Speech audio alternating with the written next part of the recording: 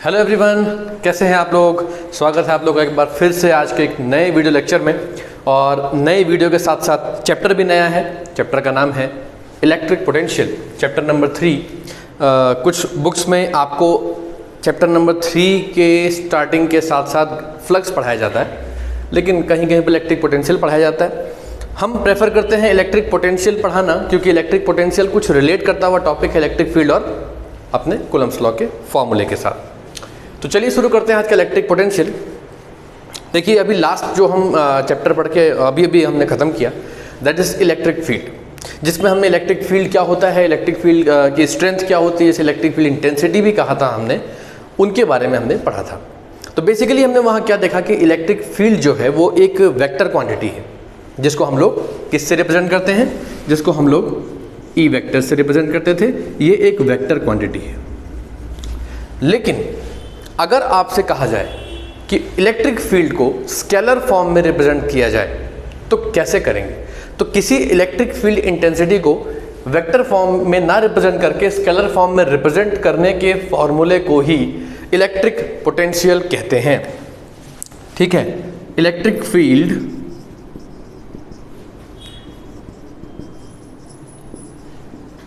Can also be represented in form of electric potential. फ़र्क ये है कि जो इलेक्ट्रिक फील्ड आप पढ़ेंगे ये वेक्टर क्वांटिटी होगी, लेकिन जो आप इलेक्ट्रिक पोटेंशियल पढ़ेंगे ये एक स्केलर क्वांटिटी होगी।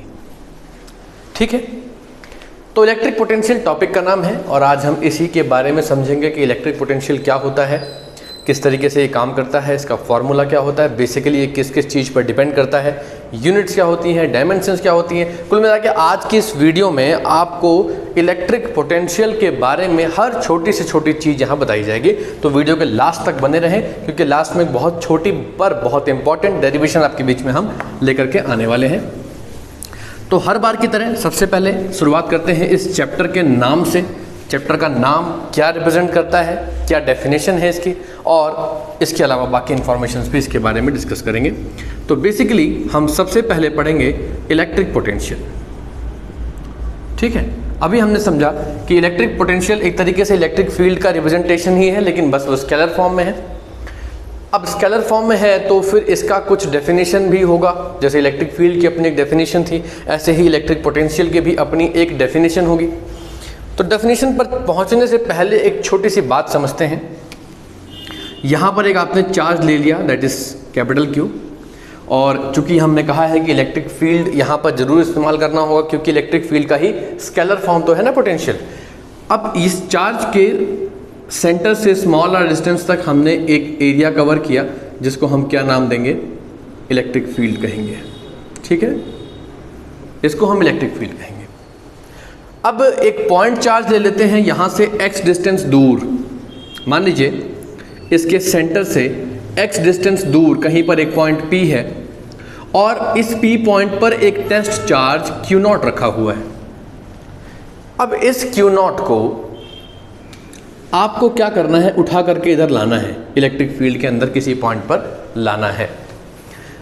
तो इस दौरान जो आप वर्क डन करेंगे, जो भी आप काम करेंगे, क्योंकि देखिए बेटा, आप यहाँ से चार्ज पार्टिकल को उठा करके यहाँ तक लाएंगे, यानी आपका चार्ज पार्टिकल Q0 डिस्प्लेस हुआ है। ठीक है, अब इस डिस्प्लेसमेंट के दौरान इसने कुछ ना कुछ फोर्स भी तो फील किया होगा। विदाउट फोर्स डिस्प्लेस तो हो ही नहीं सकता।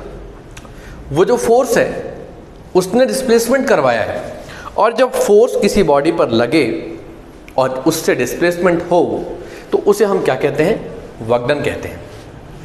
तो इसी चीज को अगर हम यहां पर डेफिनेशन की फॉर्म में लिखें तो आप आसानी से समझ सकते हैं कि what is electric potential. Electric potential क्या होता है, it is defined as the amount of work done इन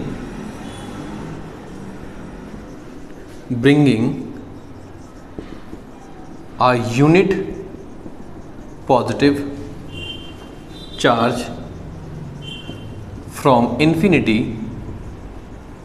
ठीक है, मान लीजिए कि वो आगे कहीं इन्फिनिटी पर रखा हुआ था, ऐसा मान लेते हैं, ठीक है ना, ये डिस्टेंस x नहीं तो मान लीजिए इन्फिनिटी पर रखा हुआ था कहीं, तो work done in bringing a unit positive charge from infinity to the given point, कहाँ पर गिवन पॉइंट होगा, given point in electric field without acceleration is called electric potential, ठीक है, बहुत सिंपल सी डेफिनेशन है। बेसिकली इलेक्ट्रिक पोटेंशियल क्या होता है, वर्कडन होता है, ठीक है। कौन सा वर्कडन, किसी भी पॉइंट चार्ज को इन्फिनिटी से उठा करके और किसी एक्सटर्नल फोर्स की हेल्प से इलेक्ट्रिक फील्ड जो आपको दिया गया था उसके अंदर किसी पॉइंट पर लाने में जो आप वर्कडन करोगे, जितना भी आप वर्कडन करोगे, उसी वर्कडन को हम क्या कहेंगे, इलेक्ट्रिक पोटेंशियल कहेंगे। बहुत सिंपल डेफिनेशन है। It is defined as the amount of work done in bringing a unit positive charge that is Q naught from infinity to the given point in electric field without acceleration. ये आपको समझना बहुत जरूरी है। Without acceleration is called electric potential. ऐसा इसलिए without acceleration इसलिए करना है, आप इसको कांस्टेंट स्पीड से लाएंगे। अगर आप स्पीड बार बार चेंज करेंगे, बार बार वेरी करेंगे, तो जो पोटेंशियल का वैल्यू होगा वो एक्यूरेट नहीं आएगा। इसलिए कहा जाता है कि आप एक कांस्टेंट स्पीड से लेकर के इसको आगे की तरफ आएंगे, यानी जो बॉडी पर लगने वाला फोर्स है वो बार बार वेरी ना करे, उसको बदलना नहीं है, एक फिक्स फोर्स अप्लाई करना है, उसी फोर्स से बॉडी को लेकर के आगे बढ़ते रहना है।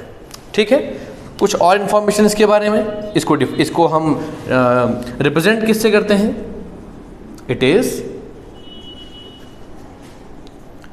रिप्रेजेंटेड बाय कैपिटल V से इसको हम रिप्रेजेंट करते हैं। तो ये डेफिनेशन है और ये उसका सिंबॉलिक रिप्रेजेंटेशन है कि हम इसको किस फॉर्म में रिप्रेजेंट करते हैं।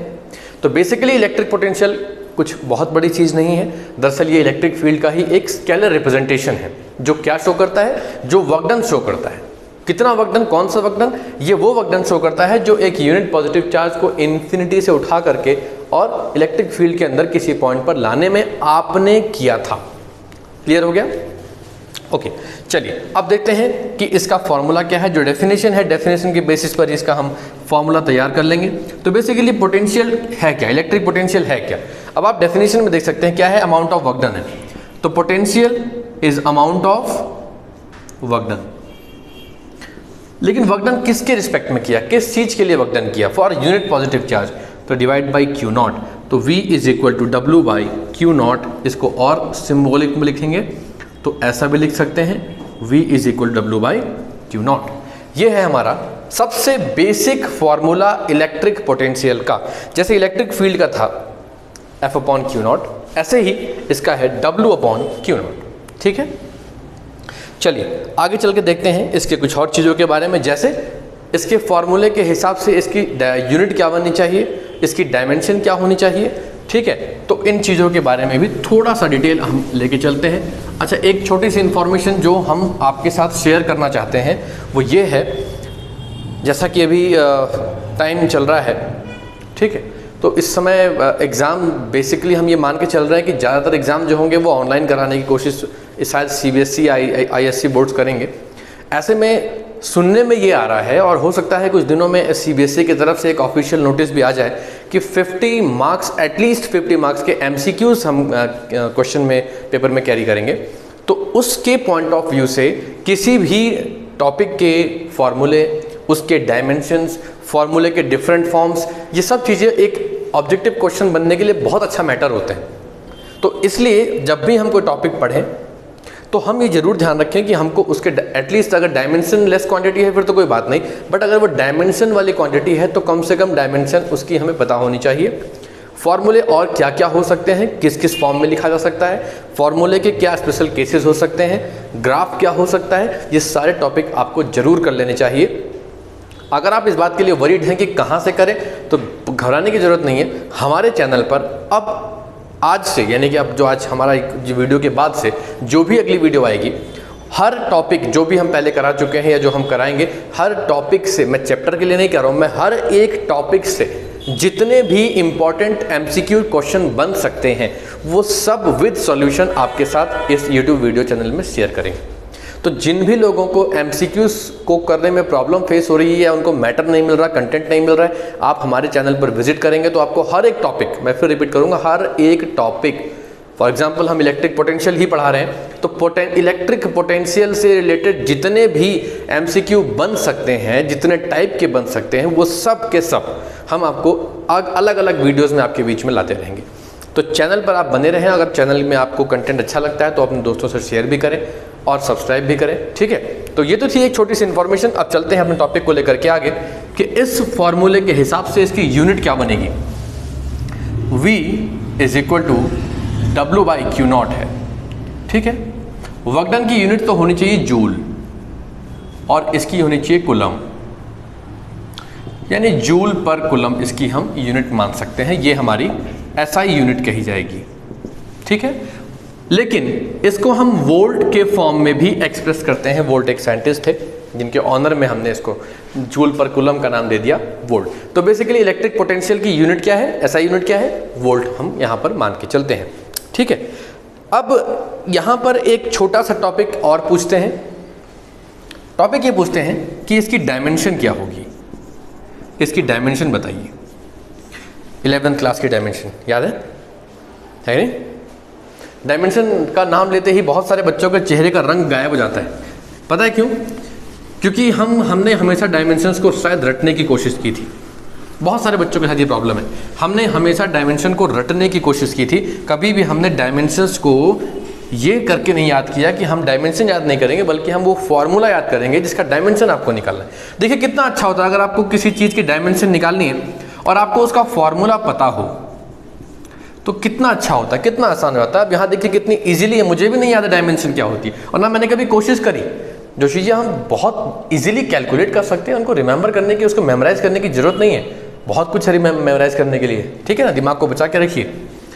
तो बेसिकली हमें इसकी डायमेंशन निकालनी है, फॉर्मूला इसका ये होता है। चलो मुझे वर्क डन का भी डायमेंशन नहीं पता, मैं वर्क डन को इसके देखो किसी फॉर्मूले का अगर आपको डायमेंशन निकालना है तो सबसे पहले उस फॉर्मूले को बेसिक कंपोनेंट में लेके चले जाइए, ठीक है। बेसिक कंपोनेंट, डायमेंशन निकालने के बेसिक कंपोनेंट क्या थे? लेंथ, मास, टाइम, टेम्परेचर था और करंट। ये 5 ही बेसिक जो हमारे टॉपिक है, जो सिंबल्स होते हैं वही यूज होते हैं। किसी भी चीज़ की डायमेंशन बनाने के लिए आप L, M, T, K, A इन्हीं 5 सिंबल से मिल करके डायमेंशन बनती है, ठीक है। तो इन्हीं को हम यूज करके यहाँ पर भी करेंगे। मुझे वर्क डन की डायमेंशन नहीं पता तो मैं इसको लिख दूंगा force into displacement upon Q। चलो मुझे Q का भी नहीं पता तो मुझे पता है कि I = Q/T होता है, तो मैं यहाँ से I × T कर सकता हूँ, ठीक है। F पता नहीं क्या होता है, मैं F को फिर ब्रेक कर लूँगा। अब आप में से बहुत सारे बच्चे सोच रहे होंगे सर इतनी बेसिक चीज़ तो हमको पता होती है, बहुत सारे बच्चों को नहीं पता होती। तो हमें तो हर बच्चे को लेके चलना पड़ेगा। जिनको आती है बहुत अच्छा है, ठीक है, आप औरों को सिखाने की कोशिश करिए। जिनको नहीं आती वो यहाँ से देख सकते हैं। मास एक बेसिक फंडामेंटल यूनिट है जिसका हम सिंबल क्या लेते हैं? M लेते हैं। एक्सेलरेशन को हम LT-2 ले सकते हैं, क्योंकि एक्सेलरेशन भी अगर किसी को नहीं आता तो यहाँ देखिए एक्सेलरेशन होता है वेलोसिटी, वैसे तो चेंज इन वेलोसिटी होता है, बट इसको हम वेलोसिटी अपॉन टाइम कर सकते हैं ना। वेलोसिटी क्या होता है? और कंपोनेंट ब्रेक कर लो, डिस्प्लेसमेंट अपॉन टाइम होता है, अपॉन में एक और टाइम ऑलरेडी चल ही रहा है। इस टाइम को नीचे लाएंगे तो डिस्प्लेसमेंट अपॉन टाइम का स्क्वायर। डिस्प्लेसमेंट यानी कि length covered, that is L। Time को T⁻², जब इसको ऊपर लाएंगे बेटा तो LT-2। तो मैंने इसलिए एक्सेलरेशन को डायरेक्ट पुट कर लिया। What does S represents? S दिखाता है डिस्प्लेसमेंट को, तो फिर आप डिस्प्लेसमेंट के लिए भी L यूज करेंगे। I मीन्स करंट, करंट के लिए सिंबल होता है A और इसके लिए T, ठीक है। तो क्या आ जाएगा? ml² T⁻³ A। तो ये हमारी डायमेंशन बननी चाहिए हमारे गिवन फार्मूले के अकॉर्डिंग, जो फार्मूला हमने यूज़ किया है इसके हिसाब से, ठीक है। ठीक है, ले लीजिए। इसमें देखिए यहाँ पर a की पावर -1 आ जाएगा, क्योंकि ये जो हमारी ऊपर गई ना वैल्यू, तो a टू द पावर -1 यहाँ पर लगा देंगे, क्योंकि ये ऊपर गया ना यहाँ से, तो -1 आ जाएगा। तो ये है हमारी पोटेंशियल की डायमेंशन। ठीक है, अब एक देखो, एक क्वेश्चन तो इसमें MCQ वाला ये बन सकता है कि इसका फॉर्मूला क्या है, इसकी SI यूनिट क्या है, इसका डायमेंशन क्या है। ये 3 क्वेश्चन तो ऐसे ही बन गए। एक और छोटा सा क्वेश्चन पूछते हैं कभी कभी, बहुत अच्छा क्वेश्चन है। ठीक है, कि बेसिकली जो हमारा पोटेंशियल है, ठीक है, वो किस किस चीज पर डिपेंड करता है। तो आप फॉर्मूले को देखेंगे, ठीक है, तो आपको क्या लगेगा कि हमारा जो पोटेंशियल है, चूंकि V = W/Q0 होता है, तो वर्क डन पे डिपेंड करेगा, है ना, और चार्ज जो हम वहाँ से उठा करके लाए हैं उस पर डिपेंड करेगा। एक फैक्टर जिस पर पोटेंशियल डिपेंड नहीं करता वो मैं लिख देता हूँ, और मैं फिर समझाऊंगा कि ऐसा क्यों होता है। Electric potential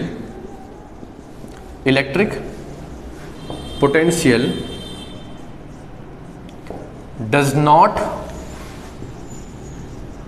depend on the path followed. Confusion आ गया sir. V = W/Q0, sir W = F/S/Q0। Sir कहीं ना कहीं पोटेंशियल डिपेंड तो कर रहा है S पे ना, S पे डिपेंड तो कर रहा है। ठीक है, आपकी बात बिल्कुल सही है, डिपेंड कर सकता है। लेकिन आप वापस टॉपिक पे चलिए ना, क्या लिखा है, पाथ फॉलोड। पाथ फॉलोड से डिस्प्लेसमेंट नहीं निकलता बेटा, डिस्टेंस निकलता है। क्या निकलता है? डिस्टेंस। इस पे ध्यान दीजिए, पाथ फॉलोड का मतलब होता है डिस्टेंस कितना कवर करोगे। डिस्टेंस पे डिपेंड नहीं करता। आपको एक पॉइंट चार्ज को वहां से यहां लाना है, आप सीधे भी ला सकते हैं, इधर से भी ला सकते हैं, आप ऐसे घूम फिरा करके भी ला सकते हैं, आप इधर से घूम के ऐसे करते करते यहां भी आ जाइए। लेकिन इलेक्ट्रिक पोटेंशियल कभी पाथ फॉलोड, या जिसको हम ब्रैकेट में डिस्टेंस भी कह सकते हैं, डिस्टेंस पर भी डिपेंड नहीं करता। ये तो जो हमारा पाथ फॉलोड है इस पर डिपेंड ना करके सीधे डिस्प्लेसमेंट पे कर जाता है। तो पाथ आपको पता है, ये पाथ कैसा भी कवर करो, डिस्प्लेसमेंट अगर 2 पॉइंट इनिशियल फाइनल के बीच में हमेशा सेम रहता है। तो ये जो पोटेंशियल है ना, ये डिस्प्लेसमेंट पर तो डिपेंड करता है, लेकिन ये कभी भी पाथ फॉलोड, जिसको हम पाथ फॉलोड मतलब जितना हमने लंबा पाथ कवर किया, अगर उसकी लेंथ निकाले, जिसको हम बाद में डिस्टेंस कह देंगे, उस पर कभी भी डिपेंड नहीं करेगा। ठीक है, ये बात ध्यान रखिएगा। एक छोटा क्वेश्चन ये भी पूछ सकते हैं कि जो अपना पोटेंशियल होता है वो पाथ फॉलोड पर डिपेंड क्यों नहीं करता। क्योंकि पाथ फॉलोड हमें जो, अगर हम पाथ फॉलोड के हिसाब से चलेंगे तो हमको डिस्टेंस मिलेगा, और वर्क डन डिस्टेंस पर नहीं, डिस्प्लेसमेंट पर डिपेंड करता है। और डिस्प्लेसमेंट पे जब वर्क डन करता है तो वर्क डन पे कौन डिपेंड करता है? पोटेंशियल। इसका मतलब यह है कि जो हमारा पोटेंशियल है वो भी डिस्प्लेसमेंट पर डिपेंड कर जाएगा। ठीक है, तो ये तो था डिस्प्लेसमेंट के बारे में छोटा सा एक इंफॉर्मेशन। लेकिन एक और सिमिलर टॉपिक भी है इसके बारे में। ठीक है, उस सिमिलर टॉपिक के बारे में हम यहाँ समझते हैं। इलेक्ट्रिक पोटेंशियल के बारे में आपको मैं एक बात समझा दूं कि इलेक्ट्रिक पोटेंशियल में हमेशा जहां से हम पॉइंट को लेकर के चलते हैं वो पॉइंट हमेशा इलेक्ट्रिक फील्ड के बाहर होता है। ठीक है, इसी तरीके से एक और टॉपिक आता है इसमें जिसका नाम है इलेक्ट्रिक पोटेंशियल डिफरेंस। ठीक है, इलेक्ट्रिक पोटेंशियल डिफरेंस, या जिसे हम केवल पोटेंशियल डिफरेंस भी कह सकते हैं, जिसे हम केवल पोटेंशियल डिफरेंस कह सकते हैं। ठीक है ना, पोटेंशियल डिफरेंस क्या होता है? डेफिनेशन लिख दूं पहले इसकी मैं, फिर देखते हैं। ठीक है, चलो डेफिनेशन लिखते हैं।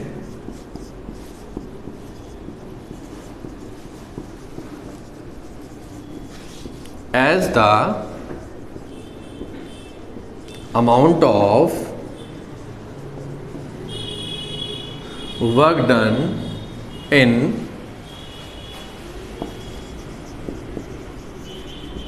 bringing a unit positive charge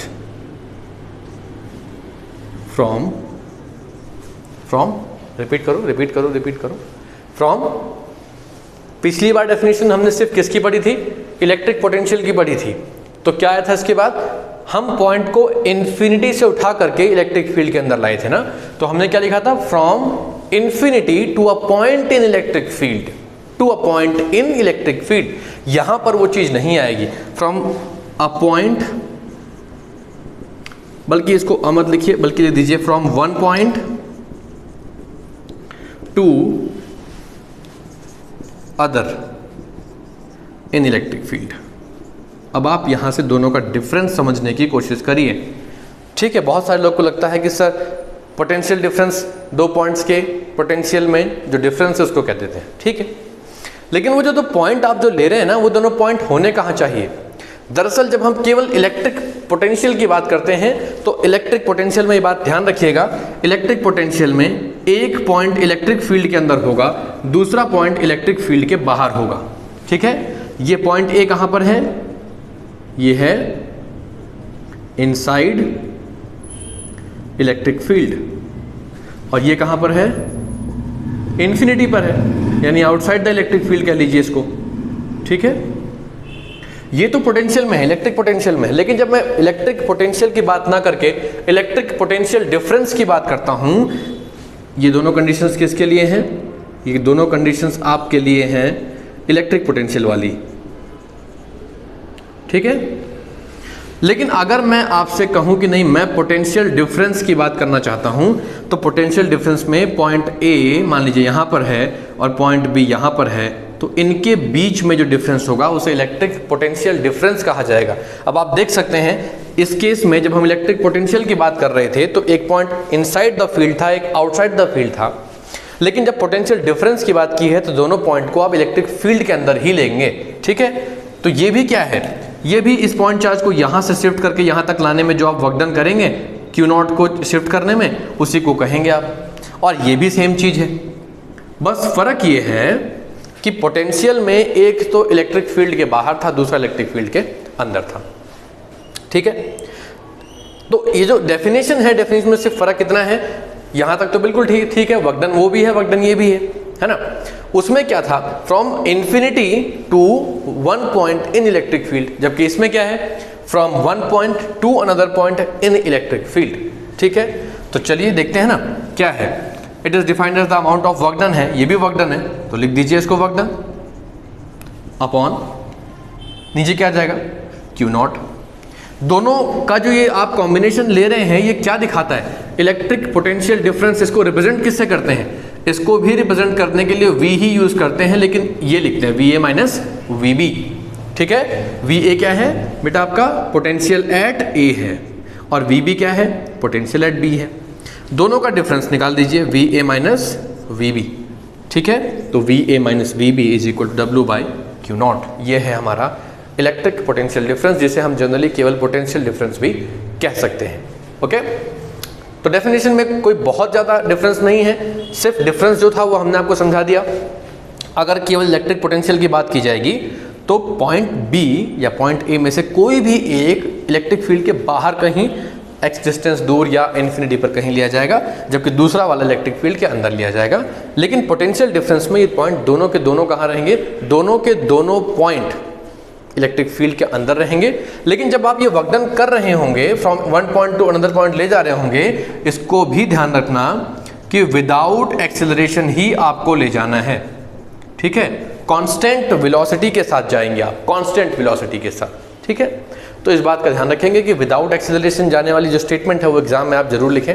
ठीक है, इसकी डायमेंशन क्या होगी और इसका फॉर्मूला क्या होगा? इसका फॉर्मूला तो हमने लिख ही दिया। इसकी यूनिट क्या होगी? अगेन यूनिट इज सेम, ऐसा यूनिट इसकी भी क्या हो जाएगी? जूल पर कूलम, जिसे हम लोग वोल्ट के नाम से भी जानते हैं। बेसिकली हम वोल्ट ही ज़्यादा यूज़ करेंगे। ठीक है, और डायमेंशन तो इसकी, चूँकि डिफरेंस ले रहे हो, दो पोटेंशियल के बीच का डिफरेंस ले रहे हो, तो हम डायमेंशंस को ना ऐड कर सकते हैं ना सब्ट्रैक्ट कर सकते हैं। तो चाहे किसी भी एक की डायमेंशन ले लो, डायमेंशन वही जो पहले थी ना, उसी डायमेंशन को हम यहाँ पर भी कंटिन्यू करेंगे। ठीक है, चलिए अब देखते हैं आज का कुछ नया टॉपिक। ठीक है, अब कई बार एग्जामिनर ये पूछते हैं, आपसे ये पूछेंगे जरूर कि जब आपके पास इलेक्ट्रिक फील्ड था, आप बार बार ये कह रहे हैं कि इलेक्ट्रिक फील्ड को क्या करना होता है? इलेक्ट्रिक फील्ड क्या होता है? वेक्टर फॉर्म में रिप्रेजेंटेशन होता है। ठीक है, और उसी को स्केलर फॉर्म में भी रिप्रेजेंट किया जा सकता है। तो फिर जरूरत क्या है? हम जब इलेक्ट्रिक फील्ड पढ़ चुके हैं तो फिर इसको वेक्टर फॉर्म में पढ़ने के बाद स्केलर में पढ़ने की क्या जरूरत है? उसकी जरूरत है। दरअसल इलेक्ट्रिक पोटेंशियल बेसिक इंफॉर्मेशन क्या देता है आपको? अगर कोई बॉडी चार्ज है तो किसी चार्ज बॉडी के चारों तरफ क्या क्या हो सकता है? इलेक्ट्रिक फील्ड हो सकता है, फील्ड लाइंस हो सकती हैं। हर इलेक्ट्रिक फील्ड के अलग अलग पॉइंट्स पे अलग अलग अमाउंट ऑफ फोर्स लगता है। अट्रैक्शन रिपल्सन का फोर्स जो भी लगेगा अलग अलग अमाउंट का लगेगा, इंटेंसिटी अलग अलग हुई, कहने का मतलब ये है। तो पोटेंशियल की क्या जरूरत थी? पोटेंशियल को समझने की जरूरत क्यों पड़ी? देखिए, ये जब हम इलेक्ट्रिक करंट की बात करते हैं तो इलेक्ट्रिक करंट किसी भी बॉडी में फ्लो करेगा या नहीं करेगा, ये डिपेंड करता है कि उनमें पोटेंशियल कैसा है। ठीक है, यानी इलेक्ट्रिफिकेशन बॉडी का होगा या नहीं, ये डिपेंड करता है कि पोटेंशियल अप्लाई हुआ है या नहीं हुआ है, और कैसा हुआ है तो कैसा अप्लाई हुआ है। ठीक है, तो इलेक्ट्रिक पोटेंशियल क्या देता है? Basically electric potential gives the degree of electrification. ठीक है, अब इलेक्ट्रिफिकेशन क्या होता है? किसी चीज को चार्ज देने का प्रोसेस, कितना चार्ज आपने दे रखा है बॉडी को, उसे इलेक्ट्रिफिकेशन कहा जाता है। और कोई बॉडी कितनी चार्ज है इसको कैसे मेजर करोगे आप? तो इसकी मेजरमेंट के लिए हमें इलेक्ट्रिक पोटेंशियल पढ़ना पड़ा। ठीक है, तो बेसिकली इलेक्ट्रिक पोटेंशियल क्या प्रोवाइड करता है? Electric potential gives the degree of electrification. अब इलेक्ट्रिफिकेशन की डिग्री की जरूरत क्यों पड़ी? सपोज कीजिए एक बॉडी है ए, दूसरी बॉडी है बी। अभी दोनों कांटेक्ट में नहीं है, ठीक है ना?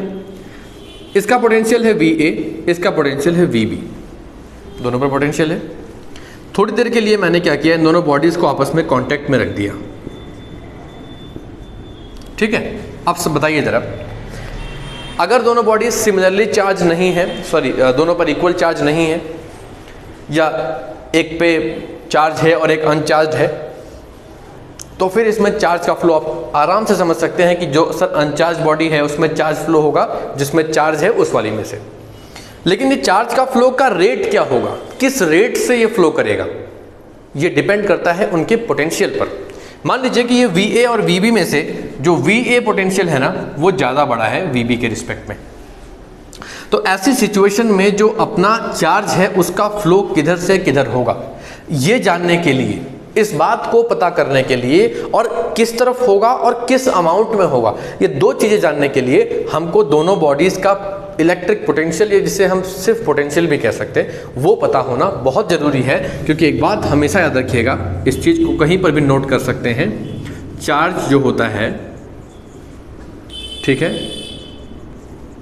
Always flows from higher potential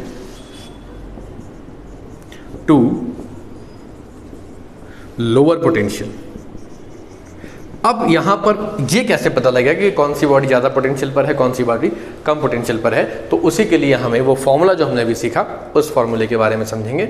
या कभी कभी लगता है कि सर हमें कैसे पता कि एक बॉडी को हम उठा के कितने डिस्टेंस से लाएं, तो वो वाले फॉर्मूले से हम कैसे पोटेंशियल निकालेंगे अगर वर्क डन ना गिवन हो और हमको सर ये भी ना गिवन हो कि चार्ज कौन सा है। ऐसी सिचुएशन में जब आपको वर्क डन भी ना गिवन हो और कुछ भी गिवन ना हो, लेकिन आपसे ये पूछा गया हो कि बॉडी पर कितना पोटेंशियल है, तो उसको आप डिराइव करेंगे एक डेरिवेशन के साथ, जो अगला हमारा आज का टॉपिक है। बात को फिर से एक छोटे से कंक्लूजन में लेकर के आते हैं कि पोटेंशियल की ज़रूरत क्या पड़ी। देखिए, पोटेंशियल की ज़रूरत ये पड़ी कि जब दो चार्ज बॉडीज़ को जिसमें एक दूसरे के पास रखा गया, तो चार्ज का फ्लो किस में से किस में होगा और किस रेट से होगा, किस रेट से होगा, ये दोनों चीज़ें जानने के लिए हमको उनके इलेक्ट्रिक पोटेंशियल पता होने जरूरी हैं। क्योंकि किसी भी बॉडी का जो चार्ज होता है वो हमेशा हायर पोटेंशियल वाली बॉडी से लोअर पोटेंशियल वाली बॉडी में फ्लो होता है। ठीक, तो फिर हमारे पास पोटेंशियल निकालने के बेसिकली क्या क्या फॉर्मूले हैं? मैं ये कहना चाह रहा था कि हमारे पास बेसिकली अभी तो एक ही फॉर्मूला है, ये वाला, और ये तभी इफेक्टिव है जब आपको वर्क डन गिवन हो कि भैया दोनों को एक दूसरे के पास लाने में कितना वर्क डन किया गया। अगर वर्क डन ही ना गिवन हो तो ऐसी सिचुएशन में क्या ये फॉर्मूला इफेक्टिव है? इससे निकाल पाएंगे वैल्यू आप? जाहिर सी बात है कि नहीं निकाल पाएंगे। नहीं निकाल पाएंगे तो फिर कुछ नया डिमांड होगी हमारे सामने, कुछ नई चीज़ें। तो आज जो हम एक छोटी सी, बहुत छोटी सी जो डेरिवेशन हम करने जा रहे हैं, उस डेरिवेशन को अब देखते हैं कैसे करना है, और डेरिवेशन का नाम क्या है वो भी देख लेते हैं। ठीक है, जैसे हमने इलेक्ट्रिक फील्ड चैप्टर में एक छोटी सी डेरिवेशन की थी, electric field intensity at a point due to point charge, किसी पॉइंट चार्ज की वजह से इलेक्ट्रिक फील्ड इंटेंसिटी का फॉर्मूला हमने E equals to 1/4 pi epsilon naught Q/r² derive किया था। ऐसे ही किसी पॉइंट चार्ज की वजह से इलेक्ट्रिक पोटेंशियल किसी पॉइंट पर कितना लगेगा वो हम कैसे कैलकुलेट करेंगे, आज के इस वीडियो की सबसे पहली और सबसे बेसिक डेरिवेशन हम यहाँ पर आपको आज कराने जा रहे हैं। ठीक है, तो चलिए देखते हैं आज की डेरिवेशन का नाम क्या है। इलेक्ट्रिक पोटेंशियल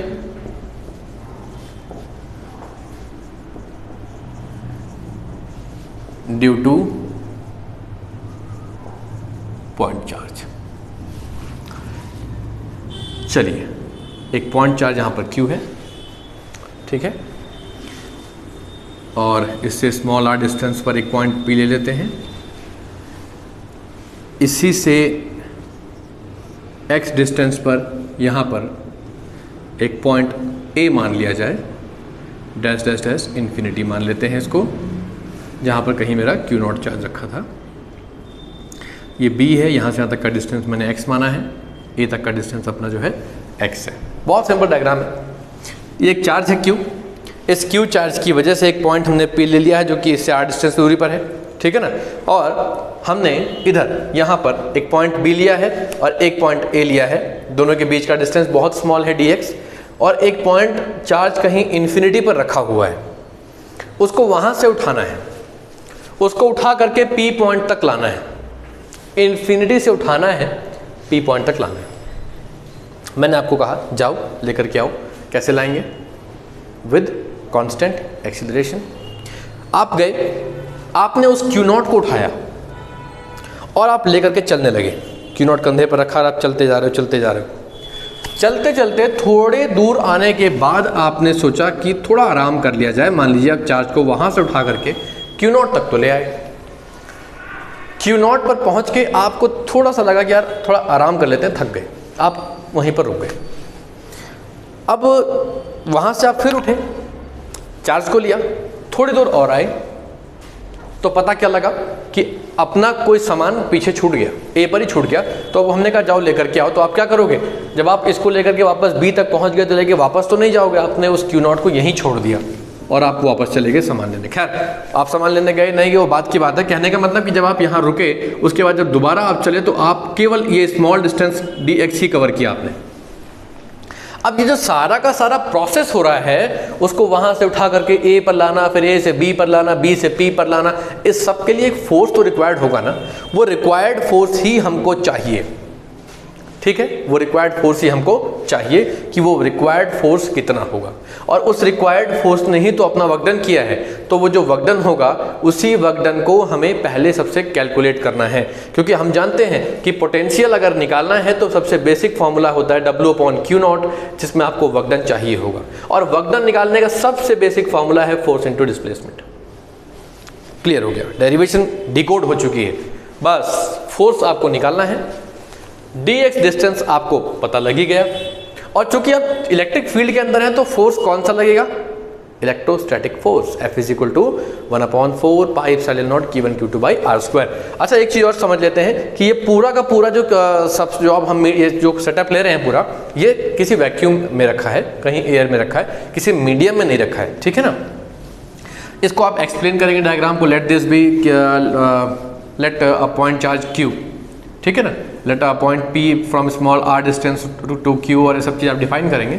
लेकिन सबसे बेसिक चीज़ जो इसमें समझने वाली वो है कि भैया इस पर एक फोर्स लग रहा होगा जो इसको आगे की तरफ खिसका करके लाएगा, ठीक है, और वो इलेक्ट्रोस्टैटिक फोर्स होगा, क्योंकि वो एक चार्ज की वजह से दूसरे चार्ज पर लगने वाला फोर्स है, वो इलेक्ट्रोस्टैटिक फोर्स होगा, ठीक है ना।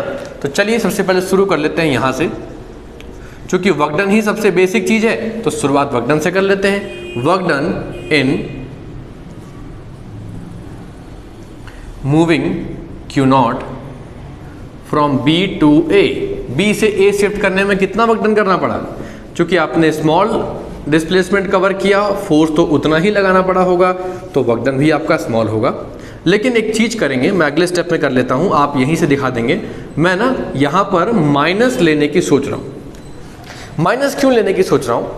क्योंकि मेरा जो डिस्टेंस है वो डिस्प्लेसमेंट है वो डिक्रीज कर रहा है। एक तो रीज़न ये है, लेकिन कहीं कहीं पर आपको इसमें कुछ और भी चीज़ें देखने को मिलेंगी, जैसे कि आपको ये देखने को मिलेगा, ठीक है, ये इस तरीके से वेक्टर फॉर्म में लिखा जाता है।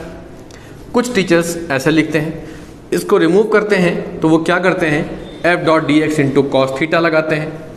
अब वो ये कहते हैं कि ये प्लस चार्ज है, वो भी प्लस है, तो फोर्स उस तरफ लग रहा होगा, फोर्स रिपल्सिव फोर्स होगा, लेकिन आप उसे खिसका के आगे ला रहे हो ना, आप वो एक्सटर्नल फोर्स लगा रहे हो सॉरी, कहने का मतलब ये पॉजिटिव है, क्यू नॉट भी जो यहाँ रखा होगा पॉजिटिव होगा, दोनों के बीच में लगने वाला फोर्स तो रिपल्सिव होगा ना एफ, लेकिन आप एक्सटर्नल फोर्स लगा के इसको इस तरफ ला रहे हो ना। तो वो ये कहते हैं कि चूंकि डिस्प्लेसमेंट इस तरफ हो रहा है, फोर्स उधर, तो इनके बीच में एंगल कितना बन रहा है, 180 बन रहा है ना, 180 बन रहा है। तो फिर क्या होगा, एफ इंटू डी एक्स, ये कॉस 180 हो जाएगा। कॉस 180 का वैल्यू फटाफट बोलो कितना होता है, भारत माता की जय। ये लीजिए, ये भी एक रीज़न हो सकता है यहाँ माइनस लगाने का, लेकिन थोड़ा सा मैं सोचता हूँ कि इसको इजी कर लिया जाए। मेरा जो डिस्टेंस है वो लगातार डिक्रीज कर रहा है, तो माइनस ले सकते हैं। अगर आप चाहें तो ये रीज़न दे दीजिए, और अगर आप नहीं चाहते, थोड़े से समय को बचाना चाहते हैं, तो ये रीज़न दे सकते हैं। ठीक है, दोनों ही स्पेसिफिक है, ऐसा कोई ज़रूरत नहीं है कि आप वही दें या फिर यही दें। बहरहाल चलिए आगे बढ़ा जाए। फोर्स कौन सा लग रहा होगा, देखिए हमने कहा ना, जब आप Q और Q नॉट के बीच में लगने वाले फोर्स की बात करते हैं तो वहां पर हमें एक्सटर्नल फोर्स क्यों देना पड़ा, एक्सटर्नल फोर्स इसलिए देना पड़ा क्योंकि इन दोनों के बीच में एक रिपल्सिव फोर्स लग रहा था। अगर वो रिपल्सिव फोर्स ना होता तो हमें एक्सटर्नल फोर्स देने की जरूरत नहीं थी, फिर तो आपस में एक दूसरे को खुद ही अट्रैक्ट कर लेते।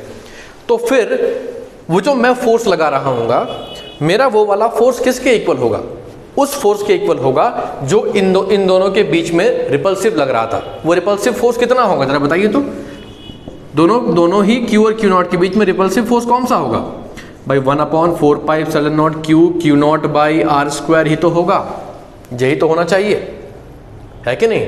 तो यही वाला फोर्स तो यहाँ पर, अब देखो मुझे क्या करना है, ये फोर्स तो यहाँ लगेगा, लेकिन क्यों लगेगा, अभी आप सोचेंगे सर आपने तो कहा कि हम एक्सटर्नल फोर्स लगाते हैं, लेकिन आप तो वो फोर्स ले रहे जो इन दोनों के बीच में लग रहा है। देखो बेटा, ये वाला फोर्स इस Q नॉट को उधर की तरफ रिपेल कर रहा है।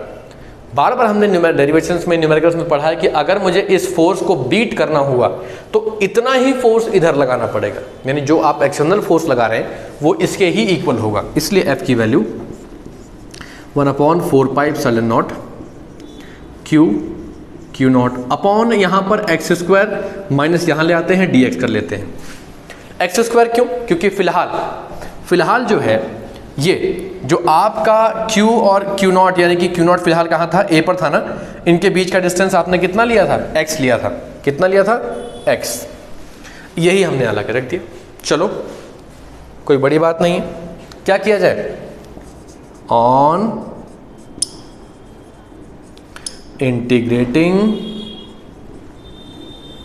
Both sides, integration of dw, integration of 1/4π epsilon naught Q naught by X square dx। Limit लेनी पड़ेगी ना, लिमिट किसकी लेते हैं, जो चीज़ वेरी करती है। वेरी कौन सी चीज़ करती है, इसमें कौन सी चीज़ वेरी कर रही है हमको कैसे पता, जिसके साथ d लग गया है वो वेरी कर रही है।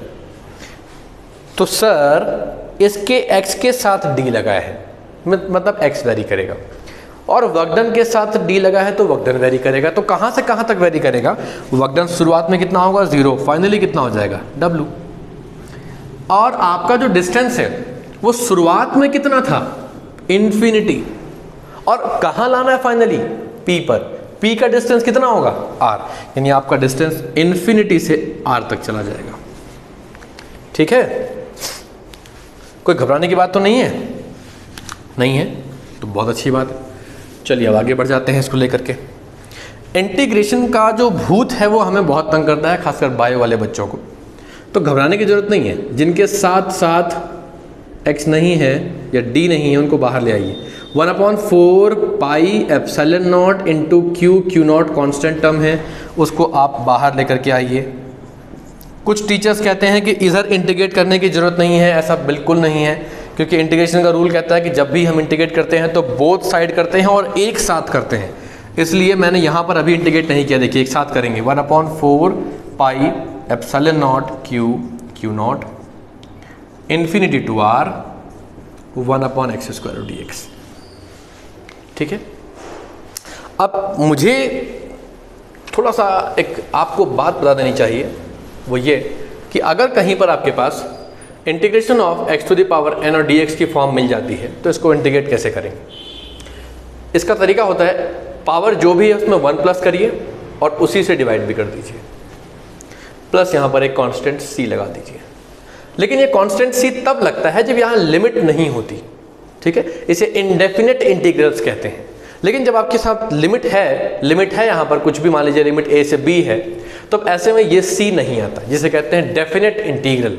ठीक है, इसी वाले को मैं यहाँ यूज़ करने वाला हूँ। अब आप कहेंगे सर उधर तो सर x की पावर 1 है सर, यहाँ तो 1/x² है। तो कोई बड़ी दिक्कत वाली बात नहीं है, हम थोड़ा सा बदलाव करके अपने ज़रूरत की चीज़ें उसमें से निकाल सकते हैं। ठीक है, लीजिए, पढ़ना इज़ लाइक शुगर केन खाना। गन्ना खाया आप लोगों ने ना? गन्ना खाते हैं तो हम क्या करते हैं, हम गन्ने को दांत से छीलते हैं, छीलने के बाद उसको चबाते हैं, चबाने के बाद जो मेरे ज़रूरत की चीज़ें हैं, जो हमारे रिक्वायरमेंट की चीज़ें, उसका जूस वो हम ले लेते हैं, बाकी थूक देते हैं। पढ़ाई भी ऐसे ही, पूरा पढ़िए, पूरा का पूरा जो भी डेटा बुक में है सारा पढ़िए, अपनी ज़रूरत के डेटा को अपने पास स्टोर कर लीजिए, बाकी भूल जाइए। सिंपल, क्लियर हो गया। अगर आप इस तरीके से पढ़ते हैं तो आप एक बहुत अच्छी सेल्फ स्टडी कर सकते हैं। एक छोटी सी टिप्स है, अगर कभी आपको मौका लगे तो इसको आजमा के देखिएगा। कभी आप आराम से बुक लेके बैठिए, कोई भी बुक ले लीजिए, कोई बुक बुरी नहीं होती। ठीक है ना, कुछ बुक्स में थोड़ा एक्स्ट्रा कंटेंट होता है, बस इतना ही होता है, बाकी कोई बुक बुरी नहीं होती।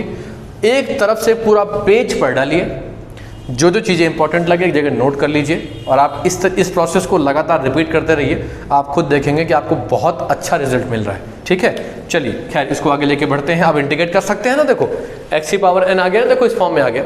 अब ये अप्लाई कर सकते हैं ना, चलो कर लेते हैं। कर लूँ तो कर लिया, आप लोगों ने कहा तो कर लिया। 1/4 pi epsilon naught Q Q not. चलिए, रूल के अकॉर्डिंग जो भी पावर हो उसमें प्लस करो 1 को, और उसी पावर से डिवाइड भी करो, और लिमिट को तो ऐसे का ऐसे ही रहने दो। ठीक है, क्लियर हो गया। अब आप अगर इसको सिंप्लीफाई कर सकते हैं तो कर दीजिए। मैं तो इधर लिमिट रख रहा हूँ। लिमिट रखने का तरीका होता है upper limit minus lower limit. ये 1/4 pi epsilon naught Q Q not x⁻⁻1 -1 से r। ठीक है, ये स्टेप क्लियर हो गया। -1 -2 + 1 -1 -2 + 1 -1। इसको नीचे ले आते हैं ताकि ये पावर पॉजिटिव हो जाए। W, इसको रेस कर दूं नीचे, इसको रेस कर देता हूं, ये लीजिए, इरेज कर दिया।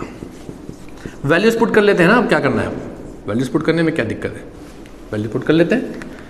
इसको -1/x कर देता हूँ, जब ये नीचे आएगा तो इसकी पावर प्लस हो जाएगी, लेकिन ये माइनस नहीं हटेगा क्योंकि ये माइनस पावर में थोड़ी ना, ये तो वैल्यू है पूरी पूरी। अब आप यहाँ भी लिमिट, जैसे यहाँ आपने लिमिट रखी है upper limit minus lower limit, ऐसे ही यहाँ पर भी रखिए 1/4 pi epsilon naught Q Q not, और ये -1 एक चीज़ हमारी माइनस देखो छूट गई है, यहाँ पर ये माइनस लगातार चलते रहने चाहिए। जो हमने बाहर माइनस कॉमन लिया था ना एक, वो है ना -dx वाला जो माइनस कॉमन आया था वो चलते रहेगा। ठीक है, 1 ये आ जाएगा +1/∞। अब वैसे तो यहाँ पर माइनस आता है, ठीक है, वैसे तो यहाँ पर माइनस आ जाता है, लेकिन चूंकि यहाँ एक माइनस ये वाला भी आएगा तो वो माइनस और जो यहाँ ऑलरेडी माइनस होता है दोनों मिलके उसको प्लस कर देंगे।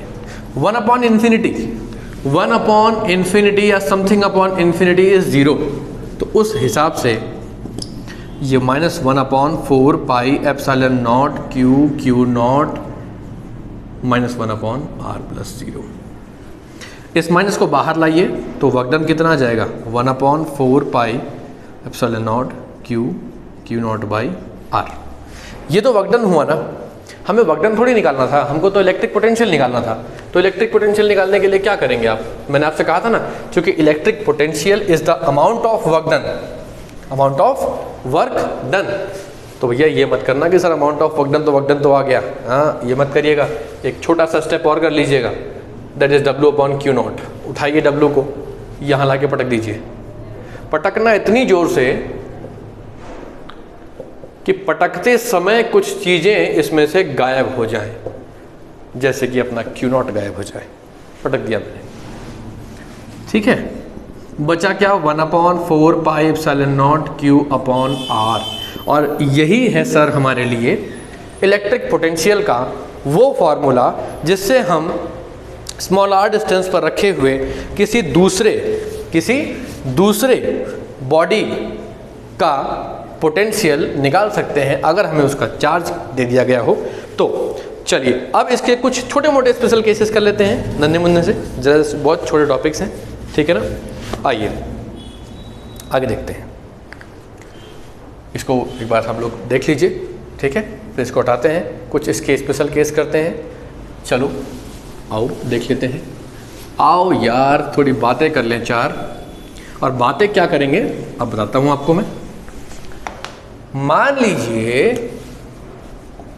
If Q not is at infinity, वहां इंफिनिटी पर है, उधर कितना पोटेंशियल होगा, कोई बड़ी बात थोड़ी ना है।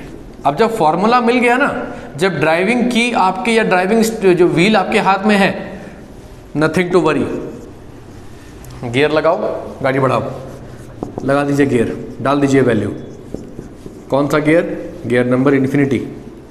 अभी तो कहा समथिंग अपॉन इन्फिनिटी, कितना हो जाएगा, ये जो R है, ये जो R इसको लेके चलेंगे जब आप, तो ये पोटेंशियल कितना हो जाएगा, 0। यानी कि जब हम इन्फिनिटी पर चले जाते हैं तो इन्फिनिटी पर जाते समय हमारा पोटेंशियल कितना हो जाता है, 0। इन्फिनिटी पर बहुत दूर चले गए तो हमारा पोटेंशियल कितना हो जाएगा, 0 हो जाएगा। ठीक हो गया।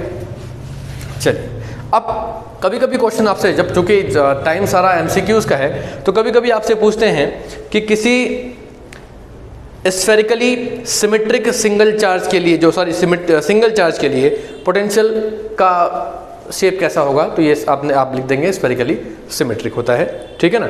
अब छोटा सा एक और टॉपिक इसके बारे में, ग्राफ ड्रॉ करना सीख लेते हैं। ग्राफ, बल्कि आप ऐसा करो, इसको पहले देख लो, फिर इसको हटा देते हैं, फिर आगे चलते हैं, ठीक है। मैं इस पॉइंट को हटाता हूँ यहाँ से, और फिर हम इसके बीच का ग्राफ ड्रॉ करते हैं। तो कभी कभी एग्जामिनर क्वेश्चन जो एग्जाम में पूछता है वो कहता है draw the graph between blah blah and blah blah. Blah blah का मतलब मैं बताता हूँ क्या, और यहाँ ये डिफरेंस समझ लेंगे आप तो आपसे कभी गलती नहीं होगी। पहला, draw the graph between V and R। दूसरा, draw the graph between V and 1/R। फर्क है दोनों में, फर्क है सर, फर्क है। फर्क ये है कि जब मैं V और R की बात कर रहा हूं, आप जरा यहां फॉर्मूला देखें, V और R की बात 1/4 pi epsilon naught Q upon R। इसको हटाइए जरा कांस्टेंट मान करके, कांस्टेंट K पुट कर लो, कांस्टेंट को हटाओ। V is inversely proportional to R है, मैं इस क्वांटिटी की बात कर रहा हूं R की।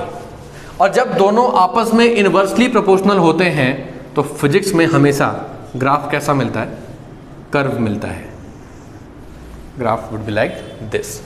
दो क्वांटिटीज इनवर्स प्रोपोर्शन में है, ग्राफ हमेशा कर्व बनेगा, हमेशा ही कर्व बनेगा।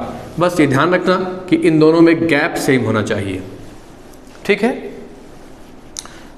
बात क्लियर हो गई। और यहां देखो V और 1/R बोला है, वैसे तो V is inversely proportional to R होता ही है ना, लेकिन जब मैं पूरा का पूरा 1/R ले रहा हूं, दैट मीन्स कि मैं इसको एक सिंगल क्वांटिटी मान रहा हूं। मान लीजिए कि मैं इसको A मान लेता हूं, तो यहां से क्या आया, V is proportional to A आया ना। और जब दो क्वांटिटीज डायरेक्ट प्रोपोर्शन में होती हैं तो फिर ग्राफ तो कहने ही क्या, it would be a straight line graph. फर्क दोनों में समझ जाइए, V और R के बीच में ग्राफ है, इस क्वांटिटी को आपस में देखेंगे, V is inversely proportional to R। जब इन दोनों की बात की जाएगी, मतलब यह है कि मैं इसको क्वांटिटी मान रहा हूं, तो ये इनवर्स प्रोपोर्शन में है, ग्राफ कर्व बनेगा। लेकिन जब मैं V और पूरा का पूरा 1/R लिखता हूं, मींस मैं इस पूरे को एक सिंगल क्वांटिटी मान रहा हूं, ये पूरी ये क्वांटिटी है तो डायरेक्ट प्रोपोर्शन में हुई ना, ग्राफ स्ट्रेट लाइन आ जाएगा। ठीक है, कहीं कहीं पर आपको छोटा सा क्वेश्चन मिलता है, आइए वो क्वेश्चन भी देख लेते हैं। ठीक है ना, कोई बड़ी चीज़ तो नहीं है ना, छोटी सी चीज़ है। क्या चीज़ है कि draw VR graph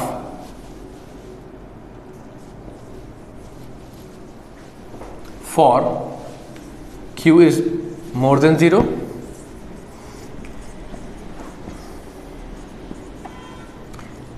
for Q is less than 0।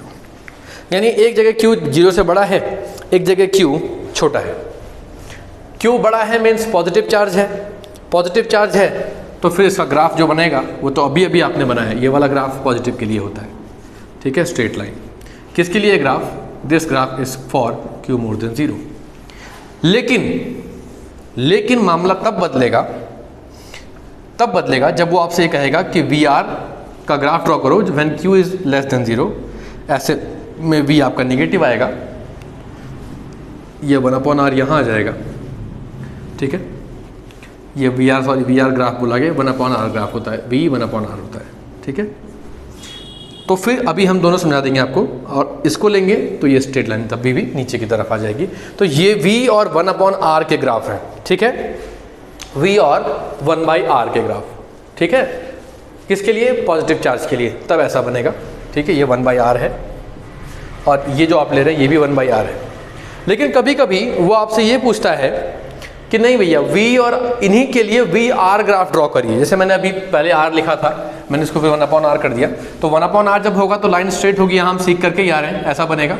ठीक है, तो जब पॉजिटिव चार्ज होगा तो ये ग्राफ सेम उठ के यहाँ जाएगा, नेगेटिव होगा तो ये ग्राफ उल्टा हो जाएगा, इस तरीके से नीचे हो जाएगा। लेकिन वो कहता है कि नहीं, या आप कहते हैं नहीं सर आपने अपनी बात पलट दी, सर मुझे तो यही वाला बताओ कि सर VR ग्राफ कैसा होगा। तो इसमें कोई बड़ी बात नहीं है ना, छोटी सी तो चीज़ है। आइए उसको भी ड्रॉ कर देते हैं, घबराने का नहीं, बस लीजिए, ये लीजिए, ये ग्राफ है VR ग्राफ पॉजिटिव चार्ज के लिए। लेकिन जब नेगेटिव चार्ज की बात करेंगे तब क्या होगा, तब भी कोई बड़ी बात थोड़ी हो जाएगी। ये लीजिए V, ये लीजिए, और ये ग्राफ कुछ ऐसे कर्व में आ जाएगा, बस ये है Q is less than 0 graph. ठीक है, तो ये कुछ बेसिक चीज़ें थी आज के इस टॉपिक के बारे में। ठीक है ना, तो अभी हम इसके छोटी छोटी डेरिवेशंस आपके बीच में लाए हैं, और हमने ये भी पढ़ा कि ये स्केलर क्वांटिटी होती है ना। तो चलिए आज के बारे में, आज के टॉपिक में आपको जो कुछ भी डाउट्स हैं उसे कमेंट करके बताइए। और जैसे मैंने आपसे कहा कि MCQs के लिए आपको कोई ज़्यादा इधर उधर भटकने की ज़रूरत नहीं है। हमारे चैनल पर आपको हर टॉपिक से रिलेटेड बहुत सारे MCQs की वीडियोस बहुत जल्दी मिलने वाली है। ठीक है, अगली वीडियोस में जब भी हम आएंगे आपके पास उससे पहले बहुत सारी MCQ वीडियोस मिल जाएंगी। तो जिन लोगों ने अभी तक चैनल सब्सक्राइब नहीं किया है, जो लोग आज फर्स्ट टाइम विजिट कर रहे हैं, आपको यहाँ क्लास 12th का पूरा सिलेबस कंप्लीट कराया जाएगा। तो आप अगर चैनल पर नए हैं तो चैनल को सब्सक्राइब करें और अपने फ्रेंड्स के साथ शेयर जरूर करें। तब तक घर पे रहिए, पढ़ते रहिए।